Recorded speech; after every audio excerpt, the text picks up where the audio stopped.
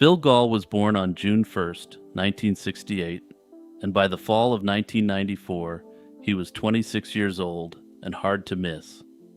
He stood 6 feet tall and weighed around 250 pounds, with hazel eyes, a dimpled chin, and brown hair that was already thinning.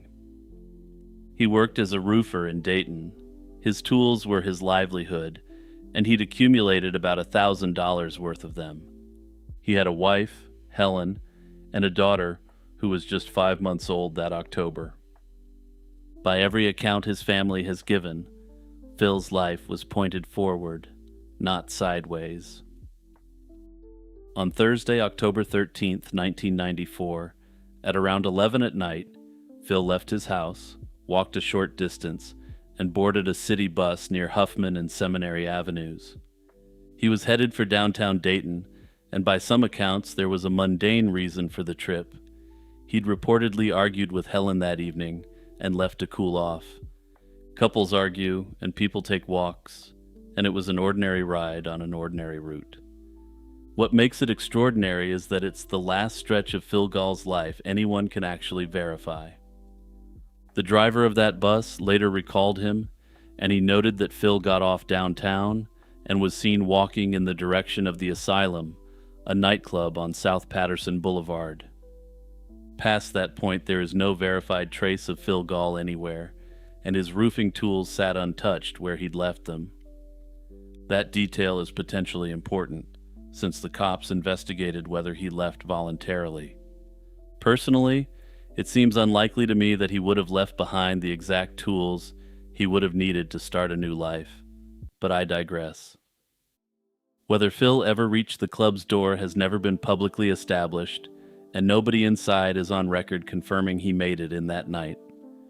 Nobody has publicly explained what, if anything, drew him toward that particular club, or whether he'd ever set foot inside it before. The Asylum opened in 1993 at 605 South Patterson Boulevard, and it quickly became one of the biggest alternative clubs in the region. On a Good Friday or Saturday night, it reportedly pulled crowds approaching 1,500 people, with lines stretching outside. The music sat at the dark end of alternative dance, and the crowd wore the uniform of the era's goth scene, and by the mid-90s, that scene was having a cultural moment.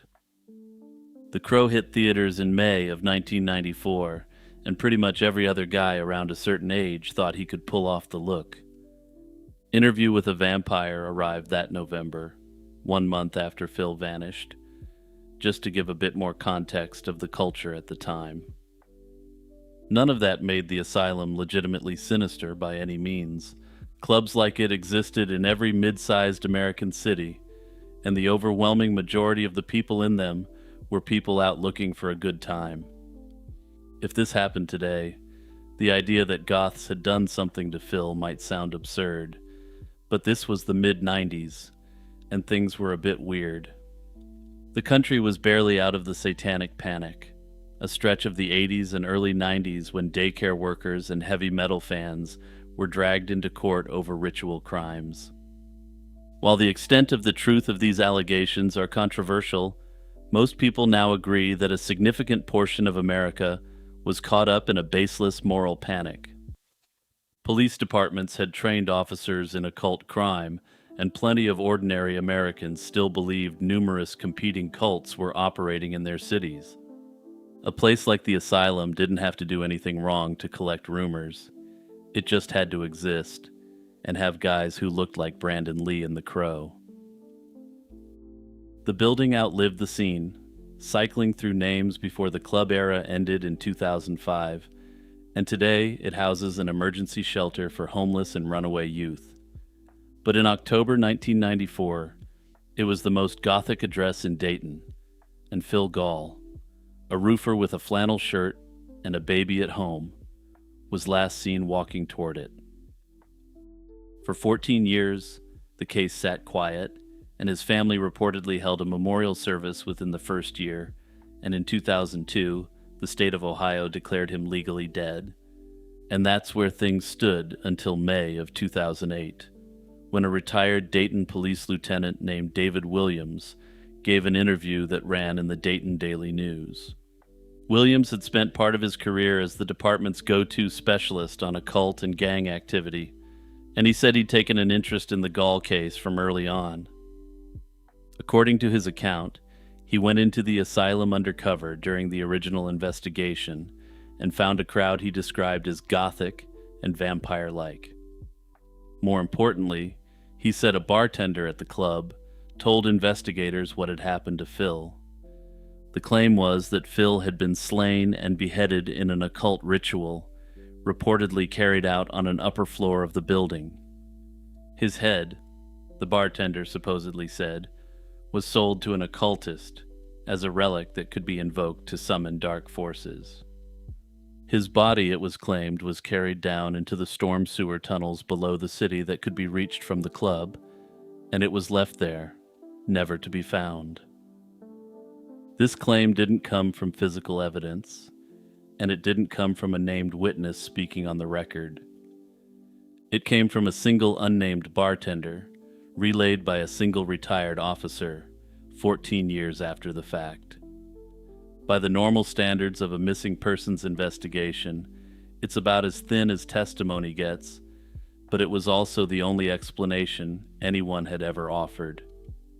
It also came from inside the last building Phil was ever seen approaching, and it was relayed by a man who'd carried a badge for the city. When Williams went public in 2008, the sensationalistic story made waves.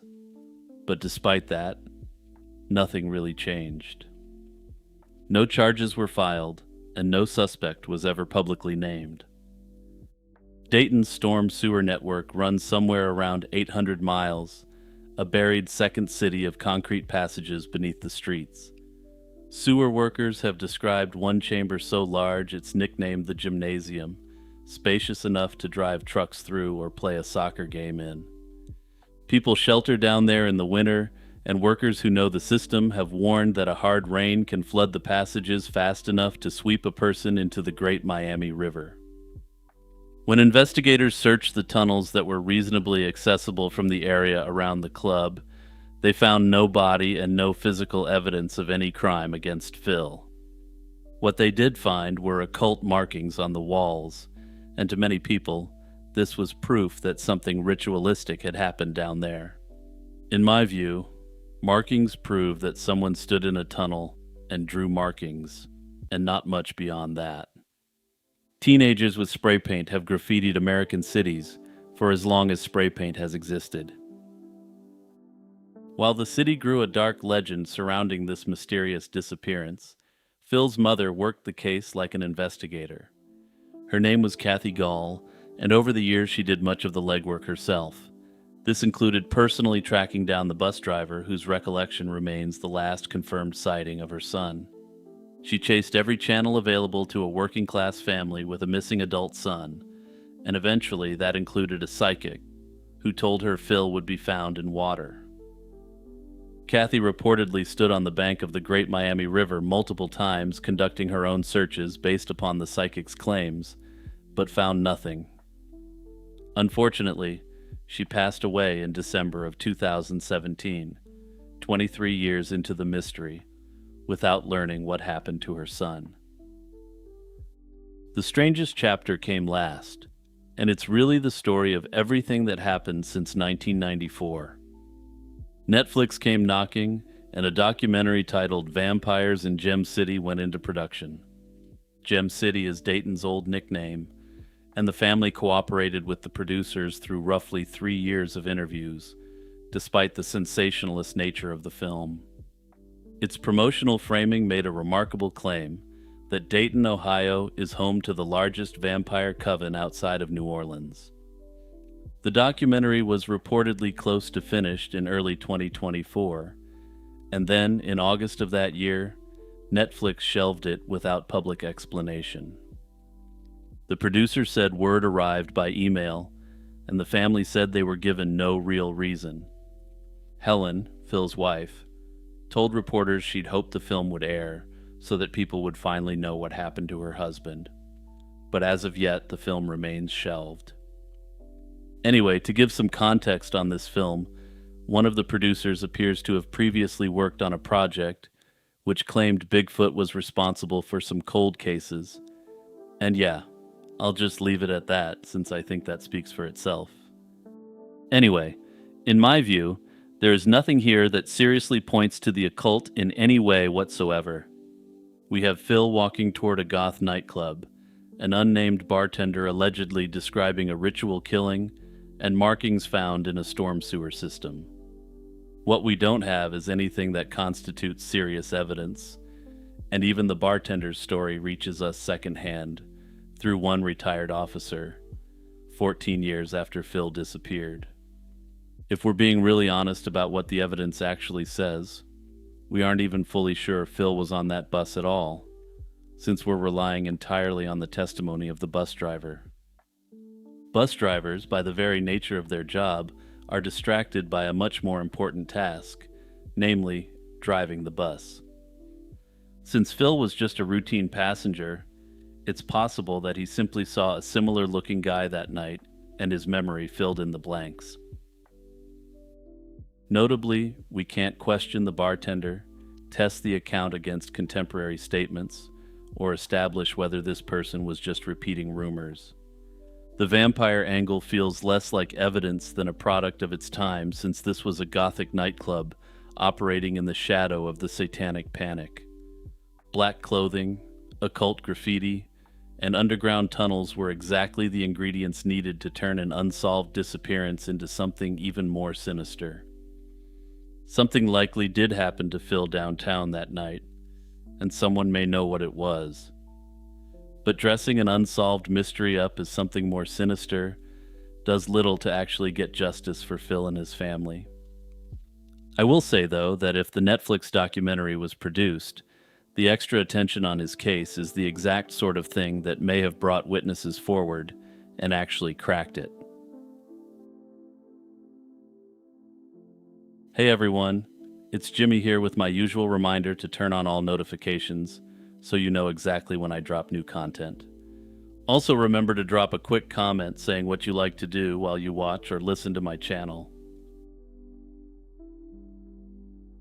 On a cold Sunday night in January 1979, a 50-year-old woman stepped out of a house north of Seattle and was never seen again. She wasn't anonymous. She was heir to one of the great American hotel fortunes and a published author with a national following.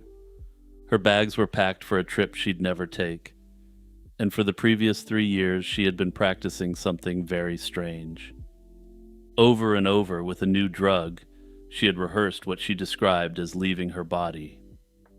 26 months later, a work crew clearing a patch of swampy ground about 2 miles away turned up the upper portion of a human skull.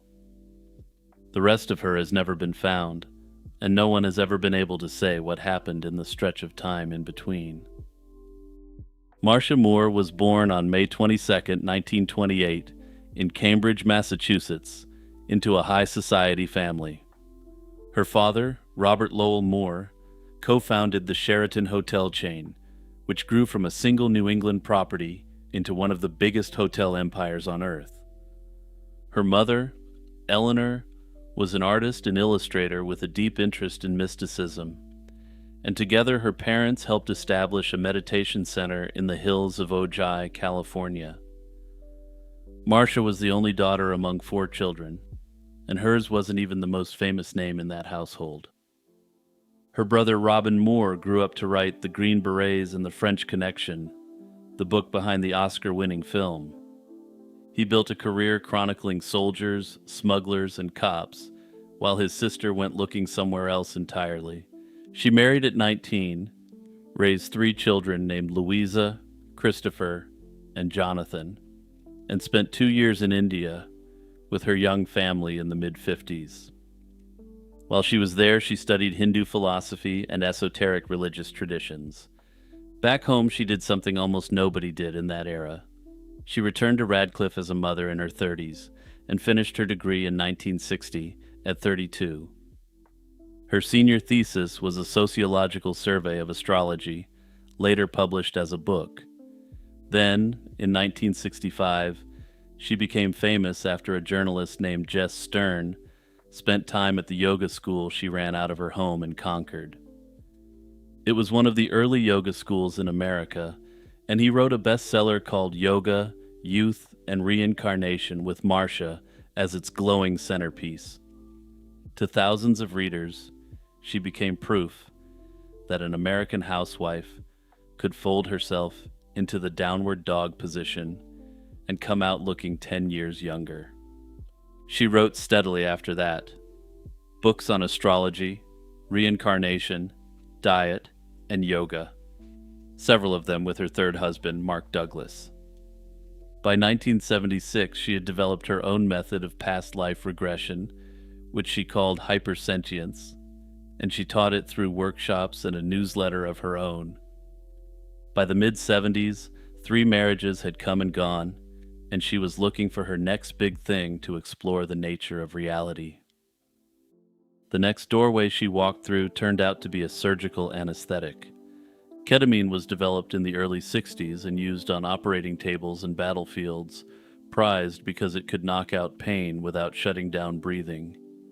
At lower doses, though, it did something else, and it detached people from their bodies. Patients described floating above themselves, moving through tunnels of light, and visiting places that felt more real than the recovery room. The profession called them emergence phenomena, and most physicians logged them as an unfortunate side effect of a useful drug. A small circle of consciousness researchers in the 70s read those same reports as an invitation to potential enlightenment. Marcia reportedly had her first ketamine experience in 1976 at a friend's house in Big Sur, perched above the Pacific, while touring to promote her past life regression work. She was in her late 40s, and it hit her with the force of a conversion she had been chasing through esoteric and New Age practices. This, she decided, was the shortcut to the states she'd spent decades chasing through meditation and yoga: samadhi, the dissolving of the self into something larger. She began calling the practice samadhi therapy, and she wrote about the drug as a goddess, a benevolent feminine intelligence that lifted her out of her body and showed her other worlds.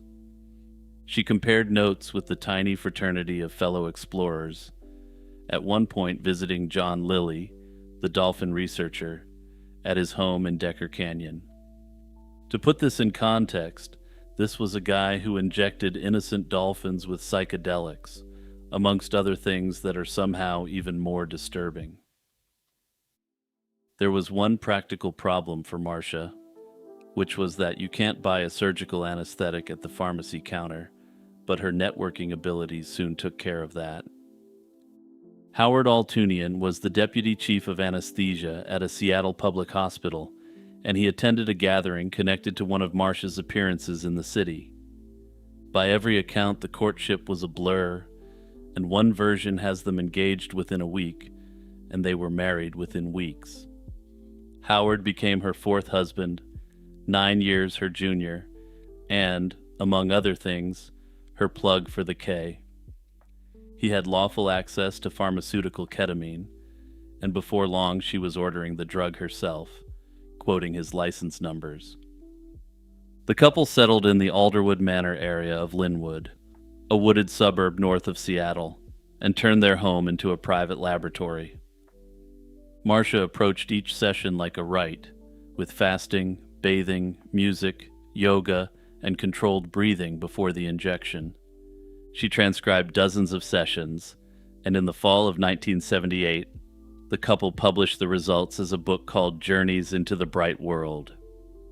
It opened with a warning of a coming Armageddon and offered ketamine, with a straight face, as an instrument for the psycho-spiritual regeneration of the planet. Buried in her own pages were stranger notes, including a chapter she titled, "Let the Soul Seep Through," and she wrote of peeking through the ripped veil of space and time.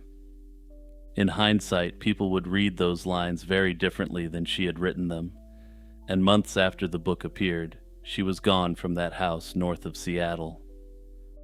By January 1979, Marcia had been injecting K daily for the better part of a year.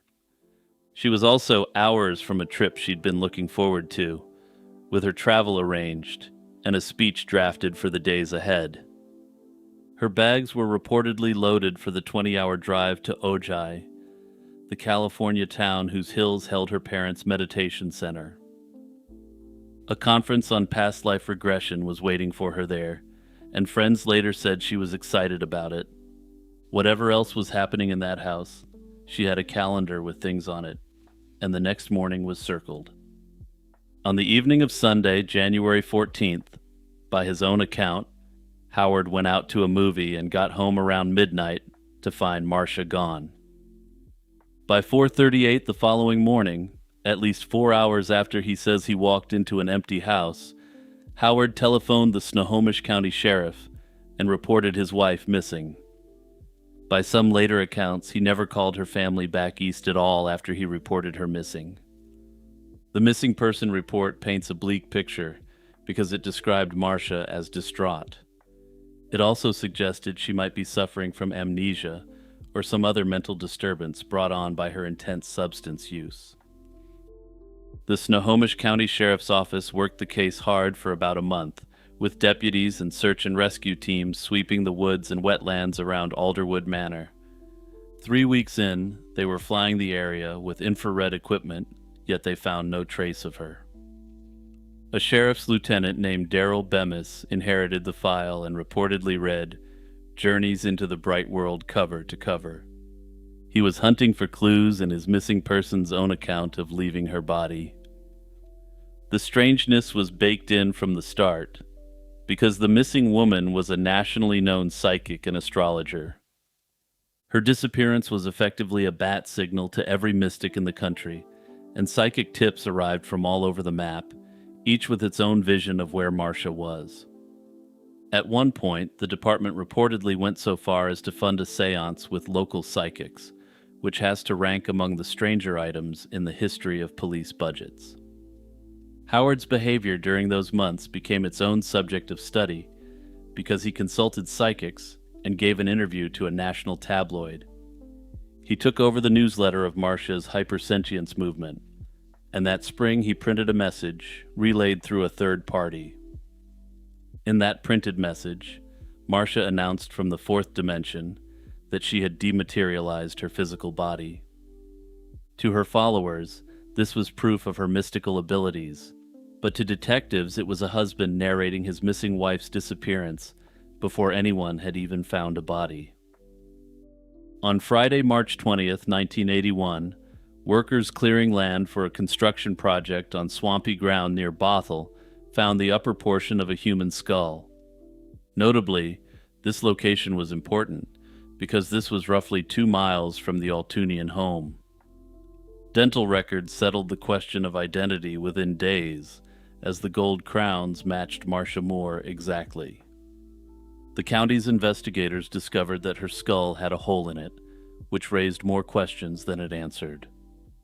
No bullet was recovered in the area, and examiners ultimately attributed the damage to 2 years of exposure rather than to any weapon.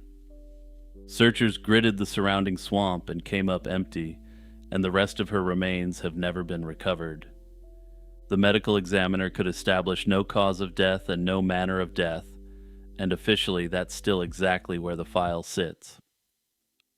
Her brother Robin, the man who'd chronicled Green Berets and narcotics cops, told reporters he didn't believe for 1 minute that his sister had passed naturally.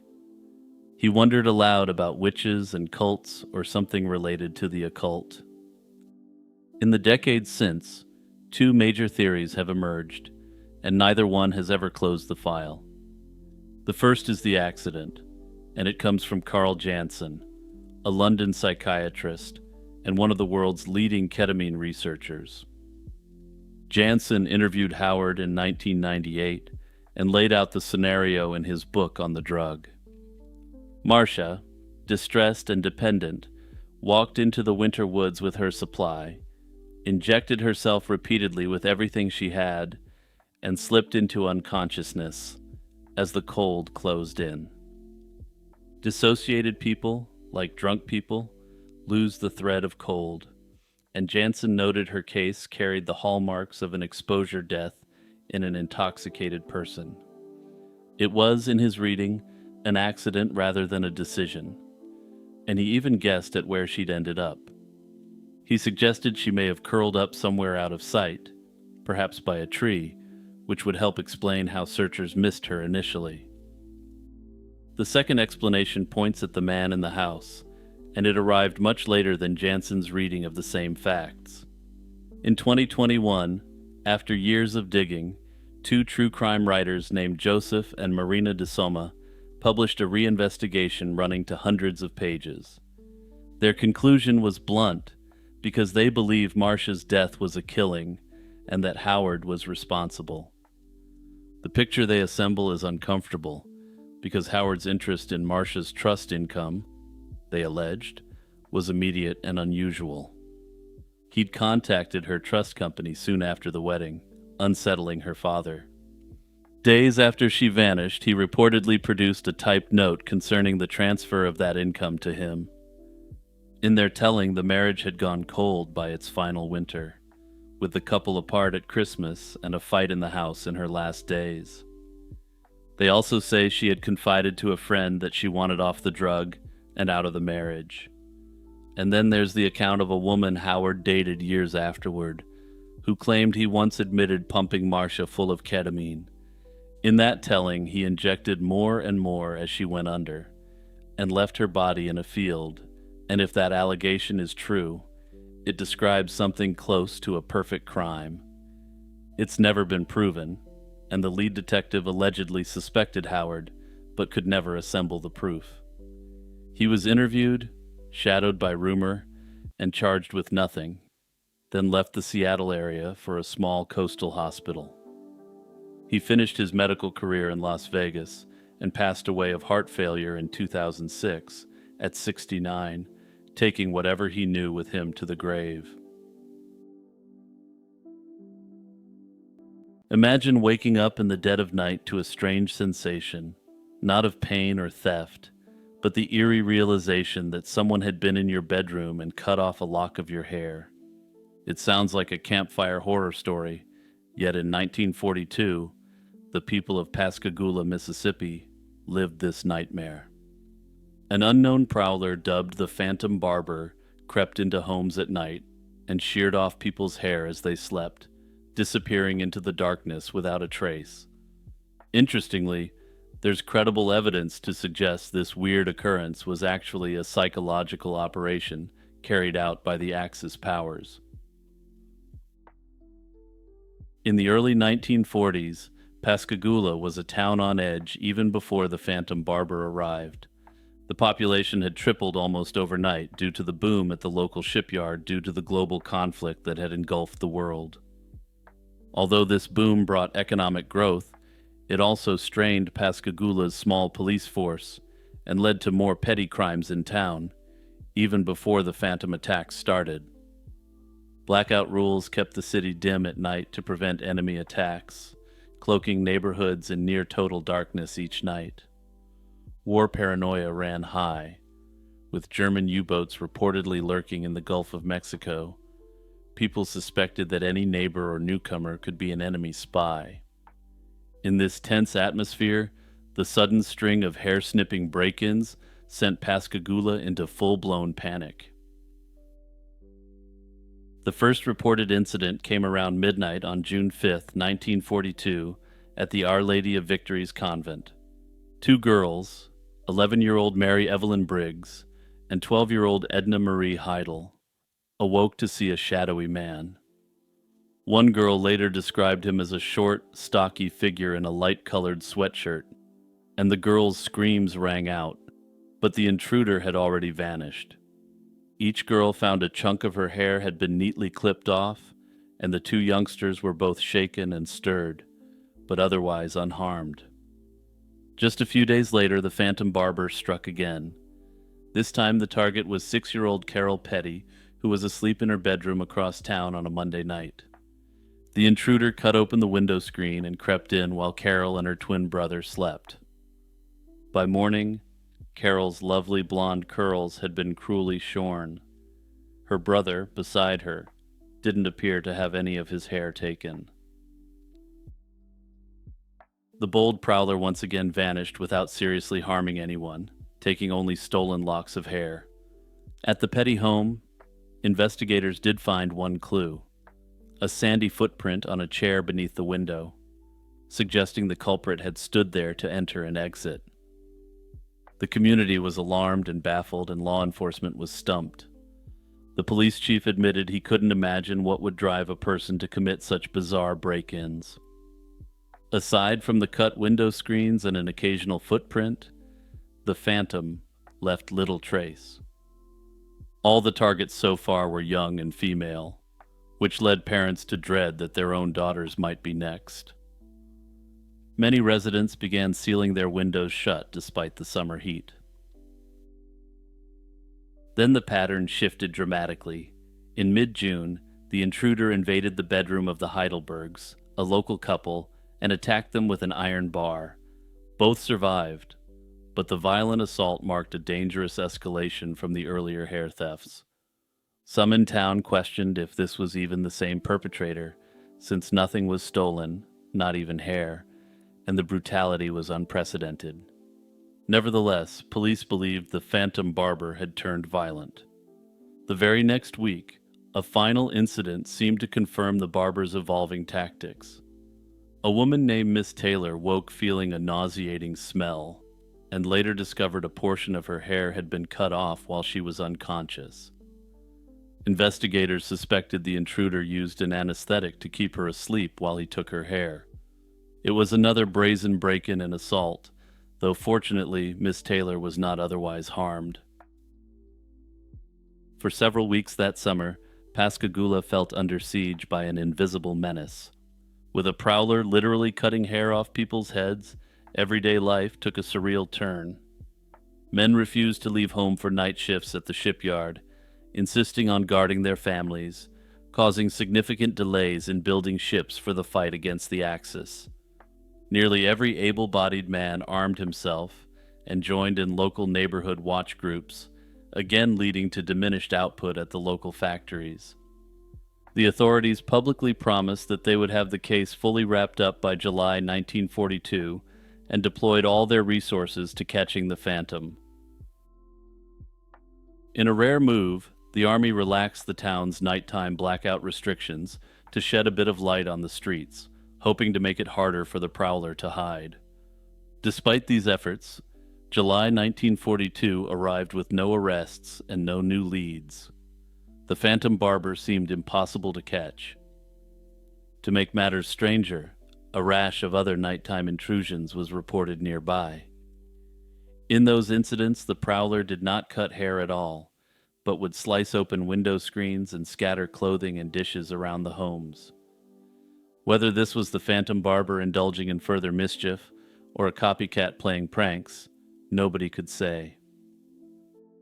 Finally, in August 1942, the case took a turn, which suggested that this whole string of incidents may have been something even more sinister. Police arrested 57-year-old William A. Dolan, a chemist who had studied in Germany, and accused him of being the phantom barber. He was initially brought in due to his feud with the Heidelbergs, the couple who had been viciously attacked, and the authorities wasted no time pinning the scare on Dolan. The police chief speculated that Dolan's goal in the hair-cutting spree was to impair the morale of workers, effectively accusing him of being a saboteur on behalf of the Germans. Notably, neighbors whispered that Dolan had very strong pro-German sympathies. The narrative quickly formed that this disgruntled, German-educated chemist had terrorized Pascagoula as the phantom barber. Dolan was formally charged, not with the hair snippings, but with the attack on the Heidelbergs. That was the most serious offense, and the one charge authorities felt confident would stick, and his trial was swift. Fueled by the community's palpable relief and anger, the jury took only a few hours to convict Dolan of the assault, and the judge handed down a 10-year prison sentence. At last, Pascagoula could sleep peacefully again, convinced that the nightmare was over. For the first time in months, residents let their guard down, believing the Phantom was safely behind bars. Years later, doubts began to surface about whether Dolan was really the Phantom Barber. He always insisted he was innocent, and in 1948 he even passed a lie detector test arranged by the state governor, though of course those aren't exactly a science. Citing the ambiguous evidence and public hysteria surrounding the case, the governor granted Dolan an early release, and he was eventually pardoned entirely. The case of the Phantom Barber thus remains technically unsolved, and there are some serious questions floating about the attacks in general. While the question of whether Dolan was responsible for any or all of the attacks remains unsolved, the most interesting question is whether a saboteur was at play. The prevailing wartime theory was that a German agent or sympathizer carried out the attacks to undermine local industrial production through fear. The Phantom Barber's timing and effect, causing skilled workers to stay home, did hurt the shipyard output, lending some credence to this idea. Although no direct proof of spy activity was found, this idea made sense to many frightened residents in 1942. Some have speculated that if it was discovered that German agents were at play, this information wouldn't have been released to the public. Americans were already worried about foreign agents disrupting factory production, and confirmation that this really happened would have caused even more disruption. However, after relations with Germany and the United States normalized, there was no indication that sabotage took place in Pascagoula. That said, it's always possible that the records related to any such psychological operation were destroyed, or that the people responsible either weren't alive or weren't talking. Interestingly, some have speculated that aside from the attack on the Heidelbergs, that the entirety of the incident could be chalked up to mass hysteria. Under this theory, the Phantom Barber never actually existed, and was simply a manifestation of the fear and anxiety felt on the home front during the conflict. Ultimately, whether a German agent or sympathizer carried out the attacks to disrupt industrial output will continue to remain an unsolved mystery.